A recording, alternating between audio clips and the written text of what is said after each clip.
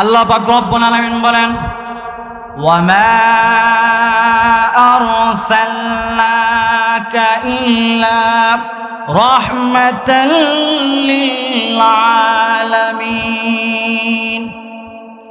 আল্লাহ সুবহানাহু ওয়া তাআলা বলেন, হে রাসূল, আমি আপনাকে গোটা বিশ্ববাসীর জন্য রহমত হিসেবে প্রেরণ করেছি। আল্লাহ পাক রব্বুল আলামিন যখন হযরতে মুহাম্মদুর রাসূলুল্লাহ সাল্লাল্লাহু আলাইহি ওয়াসাল্লামকে রাসূল রূপে প্রেরণ করলেন, তখন জাহেলের যুগে সকল প্রকার বিবাহের নিয়ম বরবাদ হয়ে গেল। বর্তমানে ইসলামী সমাজে বিয়ের যে নিয়ম প্রচলিত রয়েছে, আল্লাহ পাক রব্বুল আলামিনের নির্দেশে হযরতে মুহাম্মদুর রাসূলুল্লাহ সাল্লাল্লাহু আলাইহি ওয়াসাল্লাম আরব সমাজে প্রতিষ্ঠিত করেন। এই পৃথিবীর মধ্যে যত নবী রাসূলুল্লাহ পাঠিয়েছিলেন, সমস্ত নবীদের থেকে সর্বশ্রেষ্ঠ এবং সর্বশেষ নবী হচ্ছেন জনাবে মুহাম্মদুর রাসূলুল্লাহ সাল্লাল্লাহু আলাইহি ওয়াসাল্লাম।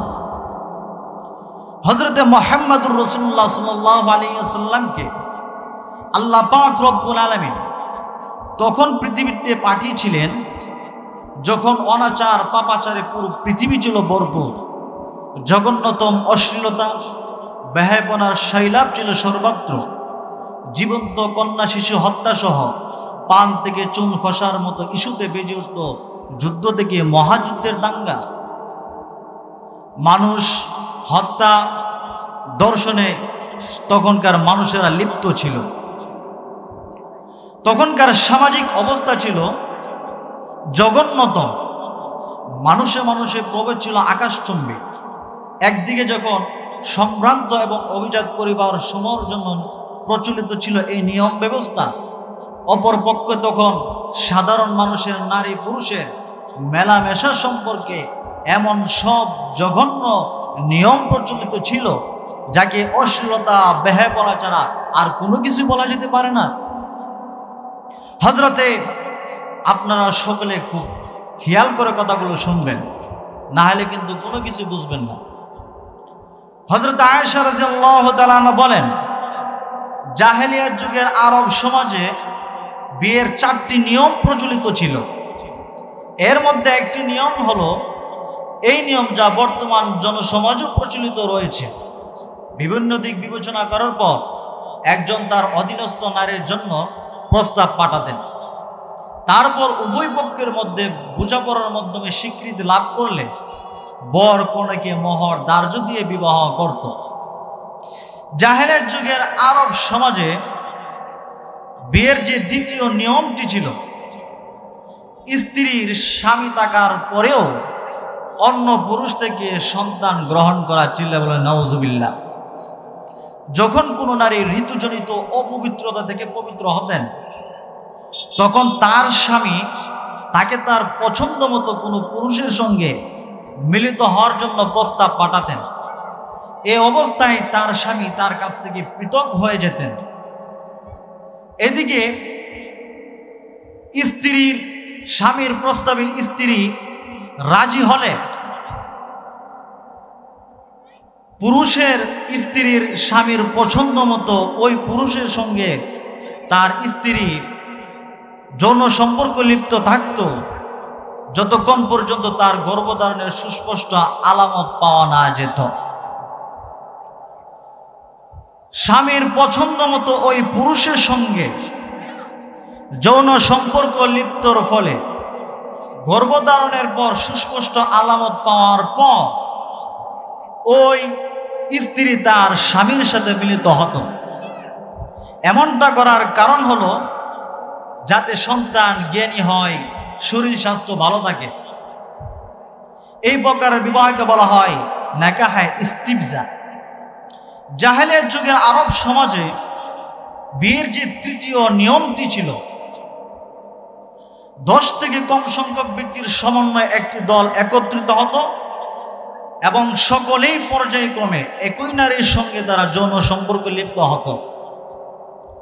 এই যৌন সম্পর্ক লিপ্তর ফলে এই নারী গর্ভধারণের পর যথাসময়ে সন্তান প্রসব করত। সন্তান প্রসব করার পরে ওই নারীর সঙ্গে যারা যৌন সম্পর্কে লিপ্ত হয়েছিল তাদেরকে ডেকে একত্রিত করত। তখনকার নিয়ম অনুযায়ী নারীর ডাকে সমস্ত পুরুষেরা একত্রিত হতো। নারীর ডাকে যখন সমস্ত পুরুষেরা একত্রিত হতো তখন নারী উপস্থিত সকলকে বলতেন যে আপনাদের সাথে আমার যৌন সম্পর্ক স্থাপন করার ফলে এ সন্তান ভূমিষ্ঠ হয়েছে, আপনারা সকলেই অবগত আছেন।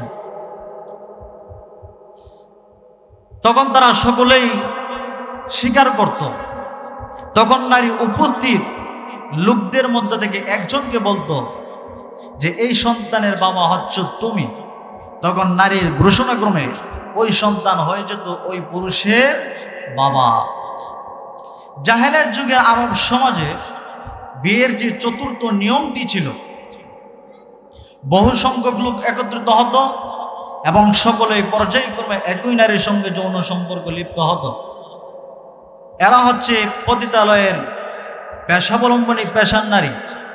কাজেই যৌন সম্পর্ক স্থাপনের ফলে যদি তাদের নিকট কেউ যদি গমন করত, তাদের নিকট কেউ যদি যেত, তাহলে তারা আপত্তি করত না। তাদের বাড়ির প্রবেশদ্বারে তারা পেশার প্রতীক হিসেবে তারা নিশানা দিয়ে রাখত। এই সমস্ত নারীরা যৌন সম্পর্ক স্থাপনের ফলে তারা যত সময়ে গর্ভধারণের পর যত সময় তারা সন্তান প্রসব করত, সন্তান প্রসব করার পরে এই নারীর সঙ্গে যারা যৌন সম্পর্কে লিপ্ত হয়েছিল তাদেরকে ডেকে একত্রিত করত এবং সকলেই সেখানে উপস্থিত হতো। এবং যে ব্যক্তি মানুষের অবয়ব প্রত্যক্ষ করে সিদ্ধান্ত নিতে সক্ষম হয় তাকেও সেখানে উপস্থিত করা হতো। তারপরে সেই ব্যক্তি উপস্থিত লোকদের মধ্যে থেকে একজনকে বলতো যে এই বাচ্চা হচ্ছে, এই বাচ্চার বাবা হচ্ছে তুমি। তখন ওই পুরুষের ঘোষণাক্রম হয়ে যেত, ওই পুরুষ ওই সন্তানের বাবা হয়ে যেত। এই জাহেলের যুগের আরব সমাজে বিয়ের এই সমস্ত জঘন্য নিয়ম ছিল। এই কথাগুলো এই জন্যই বললাম, আমাদের বর্তমানে সমাজের নারীরা তো তারা জানে না, এখন তারা জেনেছে। এখন আপনারা ভাবুন আপনারা কত শান্তিতে আছেন। তখনকার পৃথিবীটা ছিল একটা ধ্বংসের দ্বার প্রান্তে। তখন পৃথিবীটা অনাচার পাপাচারে ভরপুর ছিল। তখন আল্লাহ সুবহানাহু ওয়া তাআলার রহমত ছাড়া আর কোনো উপায় ছিল না। তখন আল্লাহ পাক রব্বুল আলামিন তার রহমত পাঠালেন। আল্লাহ পাক রব্বুল আলামিন বলেন, ওয়ামা আরসালনাকা ইল্লা রাহমাতাল লিল আলামিন। আল্লাহ সুবহানাহু ওয়া তাআলা বলেন, হে রাসূল, আমি আপনাকে গোটা বিশ্ববাসীর জন্য রহমত হিসেবে প্রেরণ করেছি। আল্লাহ পাক রব্বুল আলামিন যখন হযরতে মুহাম্মদুর রাসূলুল্লাহ সাল্লাল্লাহু আলাইহি ওয়াসাল্লামকে রাসূল রূপে প্রেরণ করলেন, তখন জাহেলের যুগে সকল প্রকার বিবাহের নিয়ম বরবাদ হয়ে গেল। বর্তমানে ইসলামী সমাজে বিয়ের যে নিয়ম প্রচলিত রয়েছে, আল্লাহ পাক রব্বুল আলামিনের নির্দেশে হযরতে মুহাম্মদুর রাসূলুল্লাহ সাল্লাল্লাহু আলাইহি ওয়াসাল্লাম আরব সমাজে প্রতিষ্ঠিত করেন। এই জন্য নারীর অধিকার হিন্দুরা দেয় নাই, নারীর অধিকার খ্রিস্টানেরা দেয় নাই, অন্য কোনো ধর্ম দেয় নাই। নারীর অধিকার দিয়েছে ইসলাম, নারীর অধিকার দিয়েছে আল কোরআন। কথা বলেন ঠিক কিনা? এই জাহেলিয়াত যুগে যদি কাহারও ঘরে কন্যা সন্তান জন্মগ্রহণ করত, তাহলে তাকে জীবন্ত মাটির নিচে পুঁতে ফেলত। আল্লাহ পাক রব্বুল আলামিন বলেন, وَإِذَا بُشِّرَ أَحَدُهُمْ بِالْأُنثَى ظَلَّ وَجْهُهُ مُسْوَدًّا وَهُوَ كَظِيمٌ يَتَوَارَى من القوم من سوء ما بشر به أيمسكه على هون أم يدسه في التراب ألا ساء ما يحكمون যখন তাদেরকে কন্যা সন্তানের সুসংবাদ দেওয়া হতো তখন তাদের চেহারা কালো হয়ে যেত, তাদের অন্তর্জালায় হতে থাকতো পিষ্ট।